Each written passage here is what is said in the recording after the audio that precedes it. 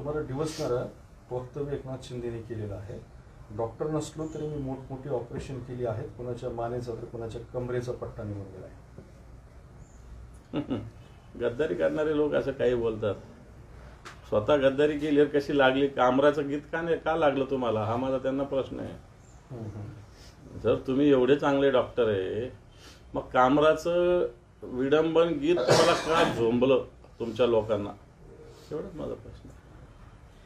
Lawrence Bishnoi यांचे 5 लोक संशयित अटक केलेले आहे. मुंबईत काहीतरी घातपात केला आणि कोणाला मारण्याचा त्यांचा डाव होता असं आहे. याला जोडून असं की सुरेश धस काही दिवसापूर्वी म्हणाले होते की बिश्नोई गँगच्या लोकांनी मला मारण्याची कोणीतरी सुपारी दिली आहे, असं सगळं केलं आहे. त्यात 5 संशयित मुंबई पोलिसांनी अटक केले. कसं बघतं या सगळ्या सिनारिओकडे?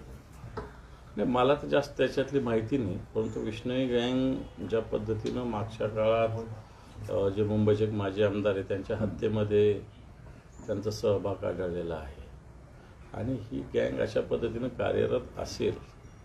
सुरेश धस वगैरेचं मला माहिती नाही, त्यांचं काय दिलं असेल नसेल दिलं. सुरेश धस स्वतःचं महत्त्व वाढवून घेण्यासाठी काही बोलत असतील, परंतु अशा गुन्हेगारी वृत्तीच्या गँग्स मुंबईमध्ये येऊन काही प्रयत्न करत असेल तर मला असं वाटतं सरकारने कडक कारवाई केली पाहिजे.